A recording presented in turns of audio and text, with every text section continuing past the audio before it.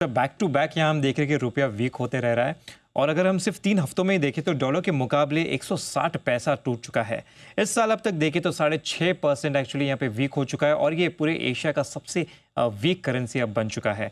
Dollar index गिरने के बावजूद भी हम देख रहे हैं कि रुपए पर जो है प्रेशर बना हुआ है, तो अगर यहाँ पे भी रिवर्सल आएगा तो और भी ज़्यादा प्रेशर पड़ता हुआ नजर आ सकता है। आरबीआई के स्पॉट और एनडीएफ मार्केट इंटरवेंशन के बाद भी हम देख रहे हैं कि रुपये में जो वीकनेस है वो अभी भी बरकरार नजर आ रही है। तो इसके कुछ अहम रीजन समझ लेते हैं। सबसे पहले तो इंडिया यूएस ट्रेड डील पर जो अनसर्टेनिटी बनी हुई है, इसके वजह से यहाँ पे जो है रुपये पे प्रेशर पड़ता हुआ नजर आ रहा है।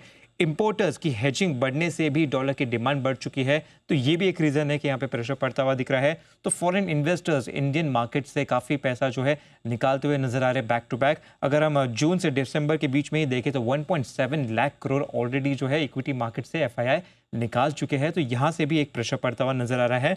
तो जेपी मॉर्गन का कहना है कि जब तक ट्रेड डील फाइनल नहीं होती तब तक रुपये पर डाउनसाइड रिस्क रहेगा। और एचएसबीसी का भी एस्टिमेट ऐसा ही हो रहा है। इंडिया की जो सीएडी जीडीपी देखे तो 0.6% से बढ़ के 1.4% हो सकता है, तो यहाँ से भी जो है और भी ज़्यादा प्रेशर पड़ता हुआ नजर आ सकता है। तो बैक टू बैक यहाँ पे काफ़ी सारे रीजंस है रुपया में इतने वीकनेस का।